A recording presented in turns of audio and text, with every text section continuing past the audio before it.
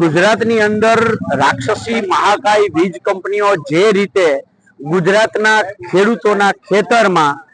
2013ના જમીન સંપાદનનો કાયદો હોય, 1885નો ટેલિગ્રાફ એક્ટ હોય કે 2003 ઇલેક્ટ્રિસિટી એક્ટ હોય, એના ઉપર બુલડોઝર ફેરવી પોલીસ અને પ્રશાસનને સાથે રાખી અને ખેડૂતો ઉપર જે રીતે દમન અત્યાચાર કરવામાં આવે છે, ખેડૂતોના ગળા દબાવવામાં આવે છે, બહેનો ઉપર લાઠીચાર્જ કરવામાં આવે છે, ખેડૂતોના ખેતરમાં ડેલાના તાળા તોડી નાખવામાં આવે છે, આ તમામ પ્રશ્નોને લઈ અને રાજ્યના ડીજીપીને મળ્યા અને સાથે સાથે અમે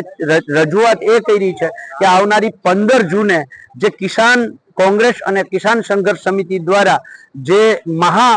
એક કિસાન અધિકાર યાત્રાનું આયોજન છે, એમાં ગુજરાતના અલગ અલગ વિસ્તારોમાંથી જે ટ્રેક્ટરો આવવાના છે, તો એક પણ ટ્રેક્ટર